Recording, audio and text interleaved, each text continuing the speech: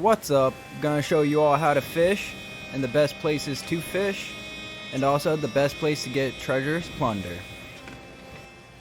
And first you're gonna want to come over to the merchant and buy a bait crate. It's gonna save you a lot of time. And you can always go to the shipwright to get more meats and more bait. And for wreckers, you're just gonna want to come over to any shipwrecks, which is identified by the cluster of seagulls in the sky. And you're going to want to have earthworms equipped. And before you cast, you're going to want to make sure you have plenty of room for the fish to fight, so you don't hit any walls or objects that stick out of the water, like right there. And yeah, just going to want to cast. Now if a fish that you don't want shows up, you can just hit B before they bite it and you'll keep the worm. And once you have the fish you want, you're just going to want to pull back and go the opposite direction of they're going. It helps if you have your controller or vibrate on. And once they're tired, you're just going to want to aim down and reel in until they wake up, and then just repeat. And there you go. And obviously before you leave a shipwreck, might as well get good stuff from it. Don't forget to check the barrels. Good way to get kraken and megalodon meat. And a bunch of random fish too. And for the moon wrecker, you're gonna obviously want to fish at night. And for ancient scales, you're going to want to head over to the ancient isles. Anywhere around this area is going to be good. And you're just going to want to have leeches equipped.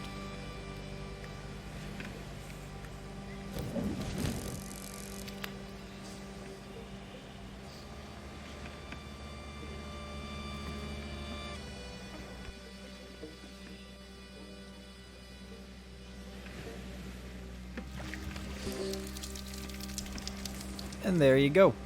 That's how you get ancient scales. Obviously, if you want the glowing ones, it's going to be at nighttime.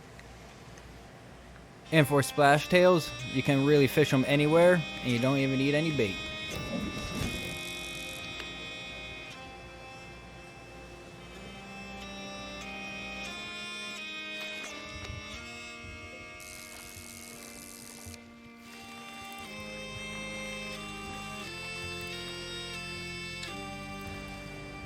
And, you know, always enjoy the view while fishing.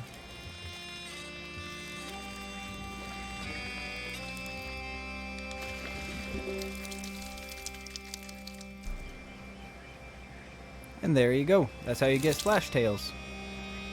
And for plenty fins, then you're going to want to come over to Shores of Plenty and sail anywhere around here and go on fishing.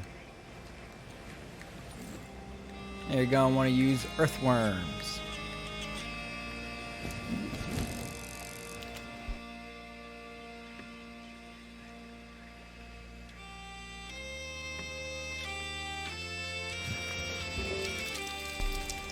And there you have it. That's how you catch those. And for storm fish, you're just going to want to play Storm Chaser. You follow around the storm. And you're going to want to use leeches for it. Probably should have 2 players in case your ship gets holes in it and to keep you in the storm.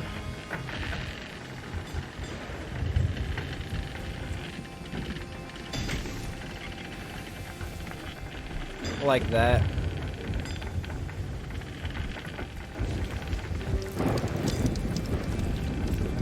And there you go. That's how you catch stormfish.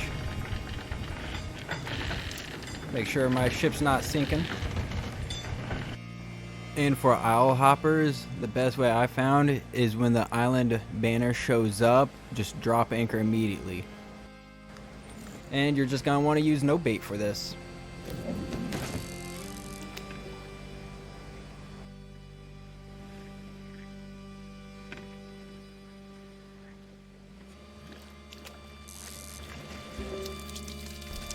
And there you have it.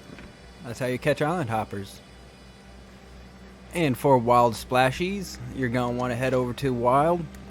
And anywhere in the wild, you're going to want to fish. You're just going to want to use earthworms.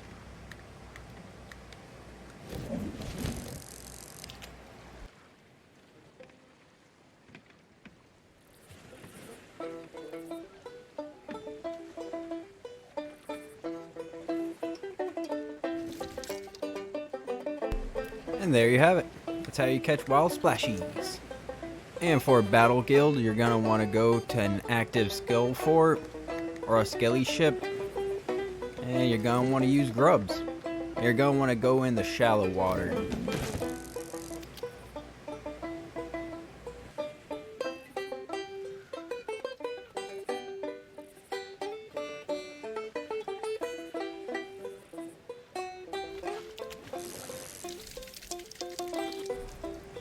And that's how you catch battle guilds. And for devilfish, you're just going to want to head over to the Devil's Roar. Anywhere around here. You're just going to want to have a bunch of grubs.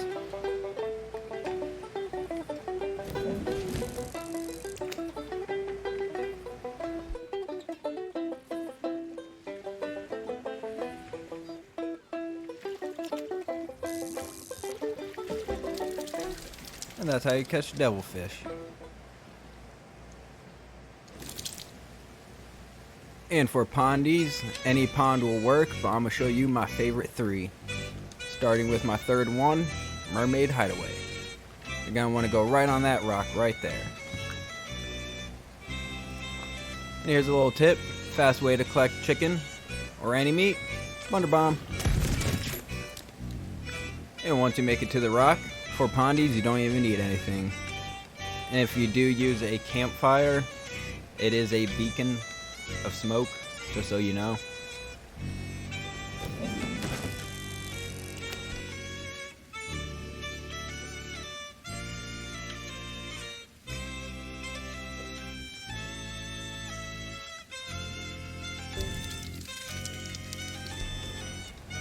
And that's how you catch pondies. And my second spot to catch pondies are going to be right here at Devil's Ridge. And when you get to the pond, it's going to be that spot right over there.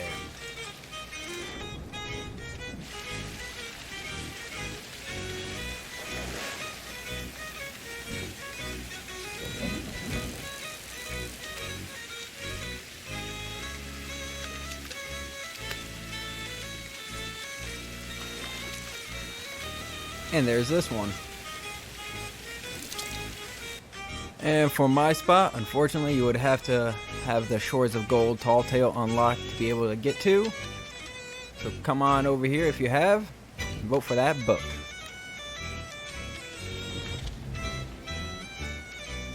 And once you arrive, you're going to want to park on the southeast side of the island. You're going to want to make your way right under that rock. And once you arrive under the rock, this is going to be the pond. Going to want to swim right, well, kind of run over here, but hop on this rock. And once again, you don't need bait for pondies.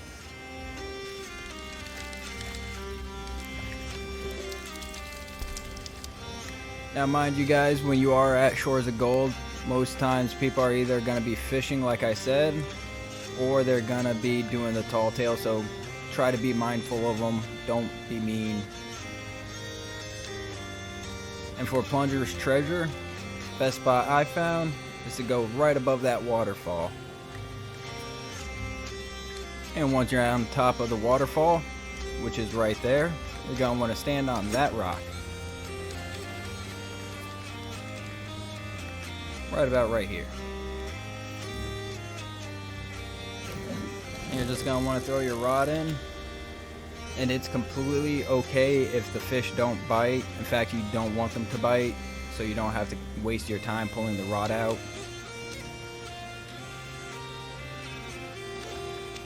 Yeah, I don't want that. I'll go a little bit over. Now see how it popped up and disappear? You're just going to want to leave it here, and you're either going to get, unfortunately, a wooden plank, or plunderous treasure, or an Ashton key.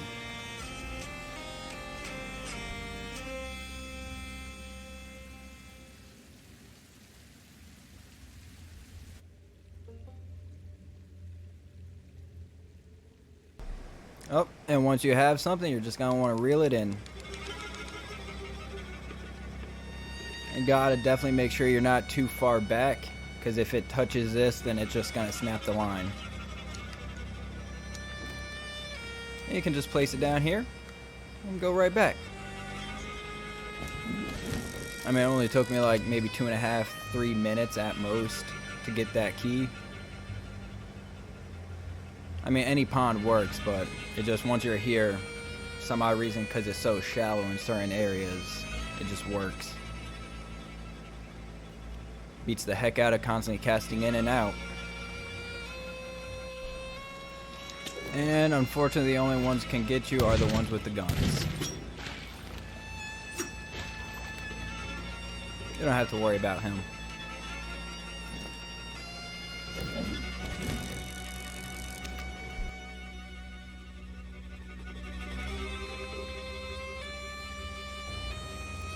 And once you have something on your hook like this, you're going to want to reel it in.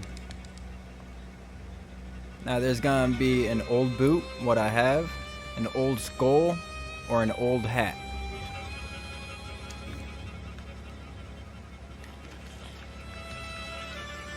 I don't care about the key. And when you're done, you're just going to want to go to any C post and turn this stuff in. And for the basic meats, it's only going to take 60 seconds to cook. And for normal size fish, it's only going to take 40 seconds to cook. And for trophy fish, it takes 90 seconds to cook. And for Megalodon and Kraken, it takes 120 seconds to cook. Thank you all for watching. I hope this helped. If you all could hit the like button and subscribe, mean a lot to me. And I'll see you all next time on the higher seas.